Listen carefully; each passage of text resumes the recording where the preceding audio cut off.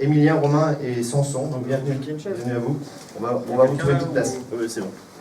Donc ça vous fait quoi de revenir à Lorient, spécialement pour ce 50e anniversaire? Et cette 50e édition, on ne pensait jamais pouvoir le dire ça, mais c'est 50e édition, 50 ans. On est très heureux de revenir ici, on espère que ce soir ça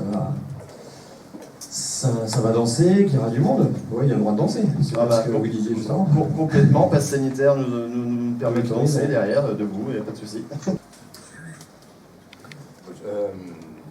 C'est une édition un peu particulière, on sent bien que la voilure a été réduite, mais on est très content de pouvoir revenir ici, refaire danser les gens. On a vécu des concerts, des moments de concert excellents ici, donc on est vraiment très content d'être là. Je pense que le public est demandeur, donc la voilure est peut-être réduite, mais le vent porte beaucoup. Et de la création aussi à côté, vous avez fait les deux? On a sorti un EP 4 titres au mois de mai, je crois, début mai.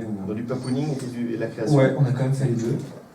Voilà, un projet justement qui était en lien avec la période qu'on traversait un peu, qui nous empêchait de rencontrer les gens et de faire danser.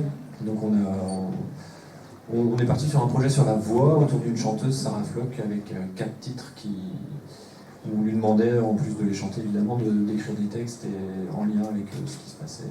En fait, en termes de création, c'est assez compliqué surtout que nous, en plus, on bosse quand même. Enfin, l'idée, c'est ce qu'on porte, c'est faire appel au corps aussi, même si ça va un peu plus loin, mais l'idée du corps est fondamentale dans ce qu'on fait. Et toute l'année qu'on vient de passer, c'était justement d'arrêter, d'anesthésier le corps au maximum, tous les déplacements, la danse. On était au Festival du Bout du Monde à Crozon samedi soir. Là. Pour les soirées du Boudu. Voilà, pour les soirées du Boudu. Et puis, on a quand même joué. On a fait le festival de jazz à Châteauneuf. Et quelques autres au mois de juillet, ouais. Non, c'est pas la première, c'est même la dernière de l'été. Ces dernières dates, il y a plein de gens qui sont venus nous dire que ça leur faisait du bien. Et du coup, nous, ça nous pose cette question-là en termes de soins. Prendre soin des autres, c'est pas seulement une question sanitaire, c'est aussi une question culturelle, sociale. Et cette question-là a été...